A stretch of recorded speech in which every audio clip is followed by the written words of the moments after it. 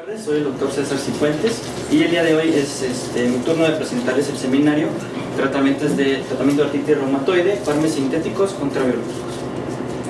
Bueno, la estructura de mi presentación va a ser la siguiente. Primero voy a mencionar algo de la historia de la artritis reumatoide, luego con la ayuda de un video trataré de explicarles la fisiopatología de esta enfermedad. Posteriormente les mencionaré cuáles son las terapias que se recomiendan actualmente según las diversas guías de tratamiento de las sociedades de reumatología y abordaré aspectos como qué hacemos con los pacientes cuando diagnosticamos la enfermedad, cuál es el tratamiento inicial que debemos de dar y qué pasa, cuál es la siguiente estrategia que hacemos cuando los pacientes no responden al mismo. Después ya entraré de lleno con los estudios donde comparan los fármacos biológicos contra los fármacos sintéticos. También incluí un poco de seguridad y costo. Casi al finalizar puse un pequeño algoritmo de tratamiento y terminaré ya con las conclusiones. Bueno, desde 1500 a.C. ya existen documentos que empiezan a mencionar a la artritis reumatoide. Por ejemplo, en el papiro de Evers ya se empieza a mencionar que incluso desde entonces se le daba sales de oro a los pacientes para tratar a los pacientes con dolores articulares.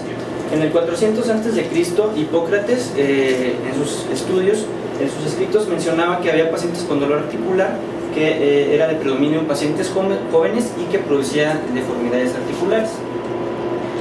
Fue hasta 129 después de Cristo cuando Galeno introdujo el término reumatismos para definir los dolores articulares que según él eran producidos por el desequilibrio de los cuatro humores. En 1858 A.B. Garrott fue el que introdujo ya el término de artritis reumatoide como tal y lo diferenció de otras artropatías como la gota. En 1928 Jack Forestier fue el primero en que hizo como tal ensayos clínicos donde se les dieron sales de oro a los pacientes mostrando una respuesta al tratamiento, sin embargo alta toxicidad en los pacientes. En 1932 se formó el Comité Internacional de Reumatismo que en la actualidad se conoce como Colegio Americano de Reumatología. En 1949 el doctor Kendall logró aislar la cortisona y junto con el doctor Heinz, que fue el primer reumatólogo de la clínica Mayo, se lo empezaron a dar a pacientes con artritis reumatoides con igual excelente respuesta y en 1950 se les otorgó el premio Nobel. En 1980 la FDA aprueba ya el tratamiento con metrotexate para pacientes con esta enfermedad y en el 93 fue cuando se empezaron a realizar estudios con fármacos biológicos. Los primeros fueron contra anti-TNFs. Bueno, como ya sabemos, la artritis reumatoide las principales características son inflamación, destrucción del cartílago y erosiones óseas. Esto es mediada por una respuesta inflamatoria, mediada principalmente por estas células, las cuales van a producir citocinas inflamatorias. Una de las más importantes es precisamente el factor de necrosis tumoral alfa. Va a producir a su vez a nivel articular que se activen células como los macrófagos y los fibroblastos sinoviales. Ya activadas estas células van a producir que se liberen citocinas inflamatorias. Se va a producir más factor de necrosis tumoral, se va a producir también más interleucina 1, interleucina 6 y factores de crecimiento vascular endotelial. Todo esto va a producir que se vascularice el panus y que además aquí en esta estructura se formen proyecciones vellosas, lo cual va a ser más fácil que con estas proyecciones al cartílago y al hueso lleguen las células inflamatorias y también las citocinas inflamatorias. Bueno, en la interfase de lo que es el panus y el cartílago, las células sinoviales van a producir a su vez enzimas que van a destruir la matriz del cartílago. Estas sustancias se conocen como metaloproteinasas o MMPs, los cuales van a producir de manera como un círculo vicioso degradación del cartílago. Ahora, en la matriz del cartílago los condrocitos son las principales células. Estas activadas por interleucina 1 y factor de necrosis tumoral se van a activar y a su vez van a todavía producir más cascada inflamatoria, se va a producir más metaloproteinasas, lo cual como consecuencia van a producir más destrucción del cartílago. Todo cascada inflamatoria es un círculo vicioso que va a tener como consecuencia un daño del cartílago permanente y una disminución del espacio articular. Bueno, como ya sabemos, el metabolismo óseo consiste de de formación del hueso como destrucción del mismo. En presencia de un aumento de factor de necrosis tumoral, en la médula ósea los monocitos se van a diferenciar hacia osteoclastos, y además también el factor de necrosis tumoral ya en la articulación va a producir que los osteoclastos maduren junto con el RANK ligando y se maduren y además se activen para producir como resultado las erosiones óseas. Entonces el TNF va a producir activación ya sea indirecta en la médula ósea como directa ya en las articulaciones de los osteoclastos para producir erosiones óseas.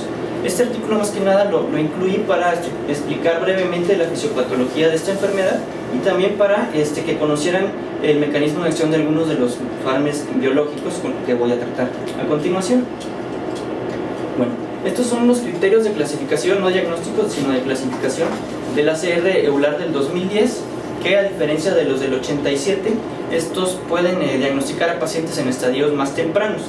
Se considera que 6 o más puntos son necesarios para que nosotros clasifiquemos a nuestro paciente con artritis reumatoide, y que se considera que esos 6 o más puntos los pacientes son o se ven beneficiados de recibir fármacos. Si en algún momento los pacientes no cumplen todos los 6 puntos, se pueden volver a reevaluar, que son acumulables en el tiempo. Bueno, ¿cuáles son los objetivos que tenemos que trazarnos en nuestros pacientes con artritis reumatoide? Primero que nada es diagnosticar temprano a nuestros pacientes y iniciarles el tratamiento. Todo para evitar que los pacientes sufran daño articular, que se produzca incapacidad en nuestros pacientes y que esto no vaya a impactar en la calidad de vida de los mismos. ¿Cómo lo vamos a lograr? Bueno, estas son las últimas recomendaciones actuales publicadas en este año por la EULAR, donde mencionan, como ya les comenté, iniciar FARME lo más pronto posible. Hay que establecer unos metas de llevar al paciente a remisión o actividad baja, utilizando las diversas escalas de medición de actividad de esta enfermedad. Hay que monitorizar frecuentemente a nuestros pacientes, uno a cada 3 meses, sobre todo al momento después del diagnóstico. Si el paciente ya está más controlado, ya puede ser el seguimiento no tan estricto, cada 6 meses. El metotrexate en todas las guías lo ponen como que debe ser el tratamiento de inicial y una piedra angular del tratamiento. Y si los pacientes no responden a la terapia con fármacos sintéticos y además se tienen factores de mal pronóstico, como por ejemplo que tengan erosiones tempranas, que tengan títulos altos de anti-PCCs y factor reumatoide, o que tengan actividad grave a pesar de que ya esté con tratamiento, pues estos pacientes son candidatos a iniciar biológicos. Bueno, este es el arsenal terapéutico con el que se cuenta para tratar esta enfermedad. Los fármacos modificados de la enfermedad los podemos dividir en sintéticos y biológicos. Los sintéticos a su vez los dividimos en convencionales, que son los que ya todos conocemos: el metotrexate, sulfasalazina, leflunomida y los antimaláricos como cloroquina e hidroxicloroquina, y unos sintéticos específicos, inhibidores de las JAK-quinasas como el tofacitinib, el cual es un específico de JAK3. Actualmente en las guías lo ponen como terapia de tercera o cuarta opción. Sin embargo, en los últimos meses se han publicado estudios, por ejemplo en el New England, donde tiene una eficacia similar al metotrexate, por lo que probablemente en las siguientes guías se lo pongan como terapia de segunda o tercera línea. Ahora, los biológicos los podemos clasificar dependiendo del mecanismo de acción, como inhibidores de factor de necrosis tumoral, como adalimumab, etanercept, infliximab, golimumab, ceftorizumab, y inhibidores de la estimulación de células T, como el abatacept, los anti-CD20 como el rituximab, los anti-interleucina 6 como el tocilizumab, y los inhibidores de interleucina 1 como el anakinra, que por su baja eficacia no se utiliza tanto en los pacientes con AR. Bueno, la primera pregunta de mi seminario es, una vez que ya hicimos el diagnóstico a nuestros pacientes, ¿qué es lo que vamos a hacer? ¿Cuál es el fármaco que está recomendado iniciar en estos pacientes? Bueno, si ustedes leen cualquier guía terapéutica, cualquier libro de texto de reumatología, incluso de interna, ponen siempre el metotrexate como piedra angular. Esto ya se considera casi como un dogma, e incluso ya a veces ya ni ponen la referencia de tal recomendación. Sin embargo, yo quise buscar cuál es la evidencia de esto. Uno de los estudios en que se basa esta recomendación es un metaanálisis con 159 ensayos clínicos donde evaluaron el apego al tratamiento. evaluaron en los diversos estos fármacos que me aparecen aquí, y el resultado fue que el fármaco con mayor apego fue el metrotexate, y el mayor toxicidad fueron las sales de oro. El apego se debe sobre todo a la baja toxicidad y a la eficacia de este medicamento.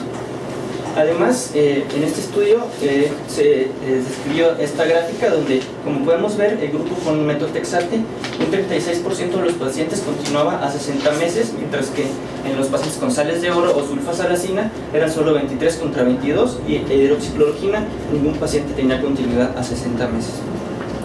Otro de los motivos por lo que se considera el metrotexate como piedra angular es porque se ha demostrado que disminuye la mortalidad en otros pacientes, como en este estudio con 1240 pacientes, donde comparan la mortalidad en pacientes con AR que se les dio metrotexate contra pacientes que no recibían este medicamento.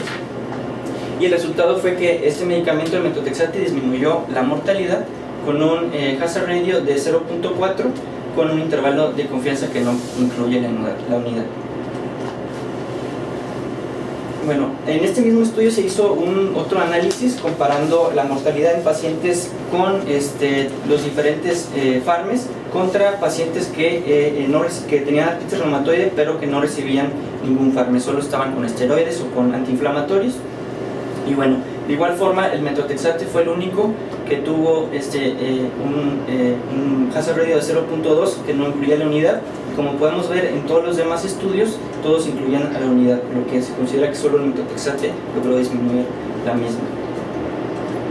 Bueno, ya vimos que el metrotexate, por lo que se considera como tratamiento angular. Ahora la pregunta es, ¿qué hacemos con nuestros pacientes? ¿Le damos solo el metrotexate o es mejor desde un inicio darle combinación de fármacos? Uno de los estudios que nos va a ayudar a responder esta pregunta es un estudio holandés, donde a los pacientes se les autorizó para recibir desde un inicio metrotexate oral más glucocorticoides. Otro grupo de tratamiento se les dio la terapia triple. La terapia triple consiste en metrotexate, sulfasalacina e hidroxicloroquina más glucocorticoide oral. Y el tercer grupo era básicamente lo mismo, pero el esteroide era intramuscular. Bueno, los resultados fue que en el grupo de pacientes con terapia triple tuvieron un DAS 2.39 puntos menos que el grupo de monoterapia. Sin embargo, estos resultados fueron a 3 meses. No hubo una diferencia significativa entre si le daban el glucocorticoide oral o vía intramuscular, y los pacientes que requirieron cambio de tratamiento fueron 40% menos en el grupo de terapia triple. Sin embargo, es importante ver que la diferencia que se observó aquí a los 3 meses ya no se presentó a los 12. Como podemos ver, la diferencia fue de solo 0.8 puntos y la P aquí ya no fue significativa. De igual forma, no hubo una mayor progresión radiográfica en los pacientes con terapia triple, por lo que se puede concluir en este estudio que la actividad de la enfermedad baja más rápido con la terapia triple, pero esta diferencia ya no se observa a largo plazo, a 12 meses. No hubo una diferencia radiográfica en los pacientes con terapia triple que en monoterapia con metrotexate, y ambos esquemas de esteroides fueron igual de efectivos. Bueno, aquí también incluyo otra comparación de monoterapia de metrotexate contra terapia combinada, y lo que evaluaban era la suspensión por falta de eficacia o toxicidad. Como podemos observar en todos los estudios que aquí aparecen y en el total, tuvo un riesgo relativo de 0.89 con un intervalo de confianza que incluía la unidad, por lo que se concluye que no mostró una superioridad o un beneficio de dar terapia combinada que dar solamente metrotexate. Entonces, concluyendo este apartado, se ha demostrado que es lo mismo dar solo metrotexate al inicio que darle desde un inicio terapia triple. Entonces se recomienda, como es mejor dar solamente un fármaco, iniciar solamente con el metrotexate. La siguiente pregunta es, entonces es mejor darle solo metrotexate o desde un inicio le vamos a dar biológicos a los pacientes. ¿Qué es mejor? Bueno, en este estudio lo que se comparó fue etanercept contra metrotexate. Todos los estudios donde comparan biológicos contra sintéticos siempre ponen al metrotexate porque es el que se considera como piedra angular del tratamiento. En este estudio eran pacientes con artritis temprana y que nunca habían recibido antes algún fármaco. Se les aleatorizó de la siguiente manera. A unos pacientes se les dieron etanercept 10 miligramos más placebo, a otros 25 miligramos de etanercept o metrotexate más placebo. El objetivo primario era evaluar la eficacia con respuesta ACR y el objetivo secundario era evaluar los cambios radiográficos. Bueno, en esta gráfica lo que podemos observar es que en los primeros meses, en los primeros 6 sobre todo, que es donde se observan estos asteriscos, es donde hay una superioridad con el tratamiento con etanercept. Y del lado derecho se desglosa la escala de Sharp, pero bueno, es importante mencionar que a los 12 meses la superioridad que había con el etanercept se pierde. Aquí al finalizar ya no había una superioridad si se daba el etanercept o si solo se daba el metotrexate. Y de igual forma la superioridad en cuanto al daño radiográfico solo se observó en los primeros 6 meses. Por lo que se puede concluir que el etanercept, igual que la terapia triple, baja más rápido que solo dar metotrexate, pero con el paso del tiempo ya no hay una superioridad. Bueno, en este otro estudio lo que fue en pacientes con menos de 3 años de diagnóstico y tenían factores de mal pronóstico. Luego se le autorizaron a solo recibir metotrexate en monoterapia, metotrexate más etanercept, la terapia triple o el grupo STEP-UP, que más adelante les voy a decir en qué consistía este grupo.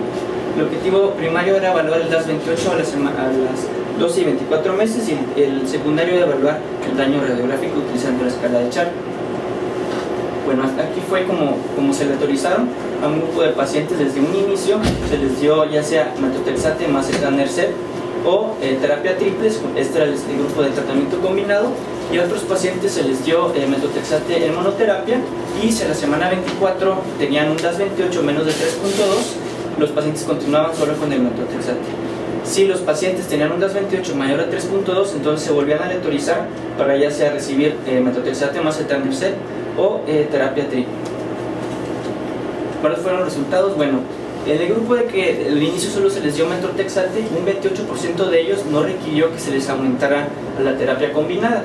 Y en este 28% de pacientes presentaron menor progresión en el daño radiográfico, incluso que en los pacientes que al inicio se les dio terapia triple y terapia con el biológico. Ahora, era importante también evaluar qué pasaba con los pacientes que al principio no respondieron solo con el metotrexate y que se les tuvo que escalar a terapia combinada. Y como podemos observar, la diferencia entre estos dos solo se observó en los primeros 6 meses. Conforme pasó el tiempo, la diferencia en cuanto al DAS28 ya no fue significativa. El grupo de STEP-UP terminó con un DAS28 de 3.1 contra 2.9 en el grupo de terapia combinada, con una P no significativa. Y de igual forma no se observó una diferencia significativa en cuanto a la progresión radiográfica entre los pacientes que se les dio terapia combinada al inicio que los pacientes que primero se les dio metotrexate y tuvieron que escalárseles el tratamiento. Bueno, el siguiente biológico que comparo aquí es el adalimumab contra el metotrexate. Los pacientes se le autorizaron de la siguiente forma: fue adalimumab más metotrexate o las dos monoterapias, adalimumab 40 miligramos o solo el metotrexate vía oral. Los enlaces que evaluaron fueron los mismos que los pacientes del estudio previo, evaluar el DAS28 y los cambios radiográficos en la escala Sharp. Bueno, estos fueron los resultados. Como podemos observar, el porcentaje de pacientes que alcanzó remisión con DAS28 fue similar cuando se compararon adalimumab contra metotrexate. Sin embargo, en este estudio se logró evidenciar que hay una superioridad cuando se da tratamiento combinado con adalimumab más metotrexate.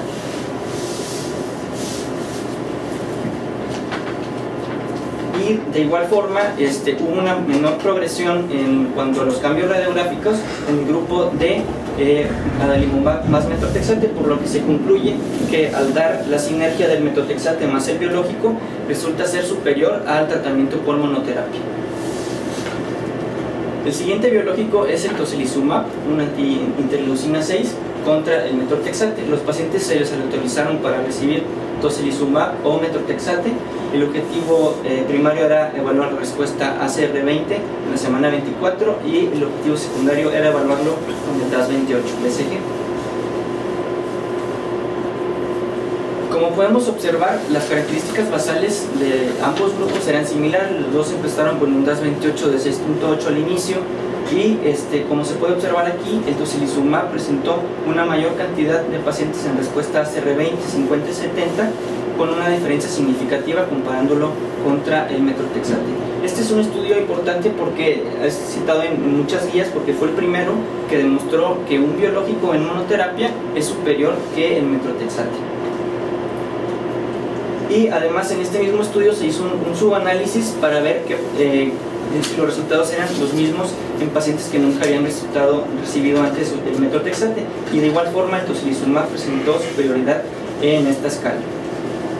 También se hizo la evaluación con escala 228 por si la ACR no es tan específica, y de igual forma el tocilizumab presentó 33% de pacientes en remisión contra solo el 12% en pacientes con metotrexate, otra vez indicando una superioridad del tocilizumab. Sin embargo, es importante mencionar que los pacientes con el biológico presentaron 4 veces más riesgo de que se presentaran infecciones en la piel y también de que desarrollaran neutropenia grado 3, algo importante a comentar. Ahora, este último estudio, abatacept contra metotrexate, se evaluó en pacientes iguales que tenían factores de mal pronóstico y se autorizó ya sea recibir abatacept más metotrexate o metotrexate más placebo. Los desenlaces fueron igual: evaluar la escala DAS28, esta vez con PCR, y evaluar la provisión radiográfica con la escala Char. Y de igual forma, como vimos en el estudio de adalimumab más metotrexate, aquí también la combinación del biológico más el metotrexate resulta ser superior a solo la monoterapia. Un 41% de los pacientes, comparado contra el 23%, obtuvo remisión en el DAS28 PCR. Y de igual forma, en cuanto a los cambios radiográficos, los pacientes con abatacept más metotrexate resultaron ser superiores. Bueno, la siguiente pregunta de mi seminario es: una vez que ya iniciamos a los pacientes con el metotrexate, pero si no responde, ¿qué es lo que debemos de realizar? ¿Le tenemos que dar terapia triple o ya iniciar con el biológico? Bueno, uno de los estudios que nos ayudan a contestar esta es este estudio sueco del Hospital de Karolinska, donde a los pacientes eran pacientes con artritis temprana. Primero les dieron 3 meses de tratamiento con metotrexate. Si no respondían, es decir, tenían un DAS28 mayor de 3.2, se le autorizaban para ya sea recibir terapia triple o terapia con metotrexate más infliximab. El objetivo primario era evaluar la buena respuesta EULAR. Esto significa que los pacientes disminuyeran el DAS28 1.2 puntos y que al finalizar el DAS28 sea menor de 3.2. Y el objetivo secundario era evaluar la respuesta ACR20, 50 y 70. Bueno, los resultados a 12 meses se publicaron en el Lancet en el 2009, y aquí se demostró que el metotrexate más infliximab era superior. Una mayor cantidad de pacientes tenían buena respuesta EULAR, 39 contra 25, con una P significativa. Sin embargo, hicieron otra revisión en el 2012, donde publicaron resultados a 18 y 24 meses. Aquí la superioridad del metotrexate más infliximab ya no apareció. Como podemos observar, tenía 38 contra 31%, con una P no significativa. Como podemos observar en los diversos estudios que les he presentado, los biológicos sí disminuyen la actividad más rápido que los sintéticos, pero después, con el paso del tiempo, ya no se observa una superioridad para alguno de los tratamientos. Y al igual que los pacientes que con abatacept más metotrexate o adalimumab más metotrexate, aquí también metotrexate más infliximab logró demostrar que los pacientes tienen menor daño radiográfico que los pacientes con fármacos sintéticos. Bueno, de este mismo estudio del SweetFoot Trial se hizo un análisis de costo-efectividad, y lo que resultó fue que el costo en los pacientes con el biológico fue de 27.000 euros, comparado contra solo 10.000 euros en el grupo de terapia triple. Además, se hizo otro análisis de costos por pérdida de productividad. Eso significa los costos que se generaban por que el paciente dejara de ir a trabajar. Se esperaba que los pacientes con biológico, como respondían más rápido, pues tuvieran menor costo, pero paradójicamente fue incluso mayor en el grupo de metotrexate más infliximab que en el grupo de terapia triple. Además, en este mismo estudio se hizo un análisis de QALYs. Esta es una estrategia estadística que evalúa cómo una intervención terapéutica produce o cómo afecta en el estado de salud de los pacientes. Un QALY significa un año que el paciente esté con un perfecto estado de salud secundario a alguna intervención terapéutica. Y como podemos observar aquí, en el metotrexate más infliximab tuvo 1.1 contra 1.12 con no hubo una diferencia significativa, por lo que concluyen en este estudio que haciendo un análisis de costo-efectividad pues no hay superioridad para los pacientes con infliximab, y todo lo contrario, es mucho más costoso con los biológicos. Bueno, este estudio es muy similar al previo, solo que en lugar del infliximab es con metotrexate. Igual se dio en pacientes que no habían respondido al metotrexate con un DAS28 mayor de 4.4, y se les autorizó primero a ya sea recibir la terapia triple más placebo o metotrexate más etanercept más placebo. Y a las 24 semanas otra vez se les volvió a evaluar. Si el DAS28 en este momento no disminuía 1.2 puntos, se les cambiaba al otro régimen que estaban recibiendo. Y lo que se demostró fue que el 27% de los pacientes en cada grupo requirió cambio a las 24 semanas. Entonces no hubo una superioridad para alguno de los dos grupos de tratamiento. Como podemos observar, a la semana 24 y a la 48, el DAS28 en estos pacientes fue muy similar. Como vemos aquí, la P no fue estadísticamente significativa entre ambos tratamientos, y de igual forma la progresión radiográfica evaluada con la escala Chart no mostró una superioridad con los pacientes con metotrexate, por lo que concluyen que la terapia triple no es inferior a la terapia con metotrexate y etanercept. Bueno, también les quise incluir algo de seguridad y costo, sobre todo en los pacientes que van a recibir biológicos, en los pacientes con artritis reumatoide. Bueno, como ya sabemos, la artritis reumatoide y otras enfermedades reumatológicas de por sí hacen a los pacientes más predispuestos a desarrollar infecciones. Como podemos ver aquí, la comparación de la población general con la población con AR hace que estos tengan más riesgo de desarrollar tuberculosis, pero si a los pacientes todavía se les expone a la terapia con anti-TNF, este riesgo se incrementa exponencialmente. Ahora era importante también ver cuál de los biológicos es el que produce o tiene más riesgo de que los pacientes desarrollen tuberculosis. Y según este estudio, el adalimumab fue el que tuvo una más incidencia de casos por tuberculosis, y el que tuvo menos fue el etanercept. ¿Por qué nos preocupa a nosotros esto aquí en México? Bueno, ya sabemos que es una zona endémica, el riesgo va a incrementarse dependiendo de la zona geográfica donde nos encontremos. Entonces, por lo menos a todos los pacientes que se les va a iniciar terapia biológica, se les tiene que hacer un tamizaje, se les tiene que realizar aplicación de PPD, las guías recomiendan también cuantificación de IGRAS y una radiografía de tórax, por lo menos antes de que los pacientes reciban biológicos por el riesgo de estas infecciones. Ahora, este otro estudio lo que evalúa son los costos en 4 años en los pacientes con o sin biológicos. Se analiza el costo en pacientes que nunca recibieron biológicos, pacientes que se les inició el biológico en el primer año, pacientes que lo recibieron después del segundo año, y este grupo es un promedio de los costos de todos estos 3 grupos. En el panel A se enumeran los costos directamente relacionados con el costo del medicamento y con la administración del mismo. Como podemos observar, durante los 4 años el costo fue mucho mayor en el grupo de pacientes que iniciaron biológico de manera temprana.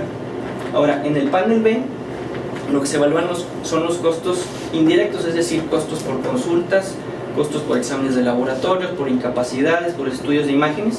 Y aquí donde se observó un mayor costo fue en los grupos de pacientes que recibieron el biológico de una forma más tardía.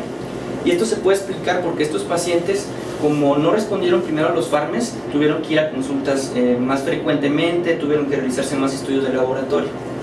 Bueno, y también concluyen en este estudio que el costo anual de los pacientes sin biológico fue de 1.922 euros comparado contra 14.791 euros. Es decir, tuvo un costo casi 8 veces superior en los pacientes que recibieron biológicos.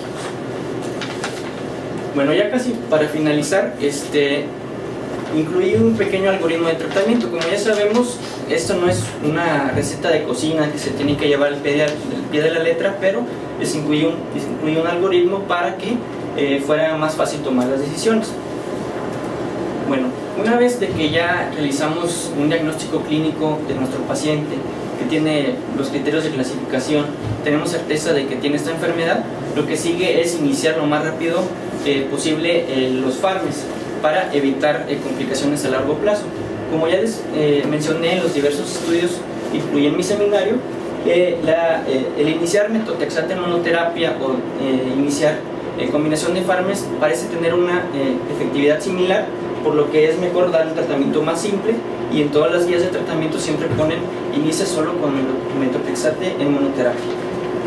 Se puede dar vía oral, también se puede dar por vía intramuscular o subcutánea, que incluso esta es una forma más barata de tratar a nuestros pacientes. Ahora, también se recomienda iniciar con dosis bajas de esteroides, menos de 7.5 miligramos a corto plazo, es decir, menos de 6 meses. Hay que suspender los esteroides lo más pronto posible. Ahora, como ya hemos visto, hay muchos estudios donde comparan al metotrexate con leflunomida y se ha demostrado tener una eficacia muy similar, incluso también en la seguridad. Sin embargo, uno de los motivos por lo que sigue el metotrexate siendo el tratamiento angular es por el costo. Un frasco de 500 miligramos de metotrexate que un paciente con una dosis tope de 25 miligramos le dura alrededor de 5 meses al paciente, tiene un costo de 800 pesos para 5 meses.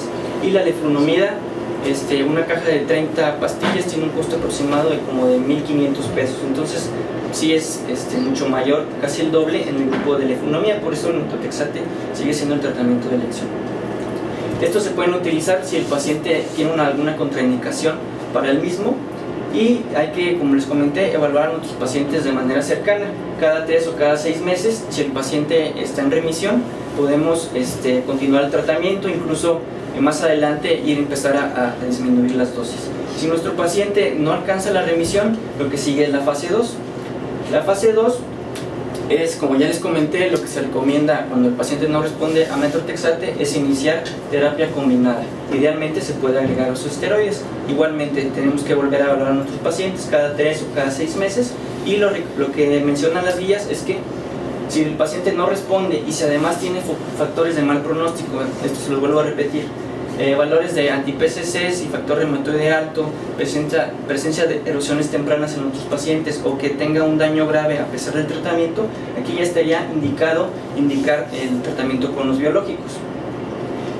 Los más recomendados son los inhibidores de anti-TNF, el abatacept o el tocilizumab, y volver otra vez a evaluar a nuestro paciente. Si no alcanza metas, las guías, como les comenté, recomiendan cambiarle a otro biológico, modificar el fármaco sintético o agregar el tofacitinib. Lo ponen a este fármaco, inhibidor de las YAC quinasas, como tercera o cuarta opción, pero como les dije al inicio, hay estudios más recientes que han mostrado eficacia similar al metotrexate, por lo que probablemente en la guía del 2015 ya lo pongan como terapia de segunda o de tercera opción acá. Y bueno, ya para concluir, como les comenté, siempre es importante realizar un diagnóstico temprano y iniciar con los FARMES lo más pronto posible. El metotrexate, después de 30 años que fue aprobado por la FDA, continúa siendo el tratamiento angular y el tratamiento que debemos iniciar primero en los pacientes con artritis reumatoide. La terapia triple ha mostrado tener una eficacia similar incluso que la terapia biológica, y se puede indicar como terapia de segunda elección. Ahora, los biológicos, debido a su costo y los riesgos de infección, por ejemplo de tuberculosis en los anti-TNF, se consideran como terapias de segunda o de tercera línea, no iniciar al momento del diagnóstico ya con los biológicos, sobre todo por el costo y el riesgo de infecciones. Ahora, la respuesta con los biológicos, como les presenté en los diversos estudios, se alcanza más rápido con estos, pero con el transcurso del tiempo la superioridad ya no se pierde comparado contra los FARMES, y el efecto es superior cuando el biológico se da junto con el metotrexate.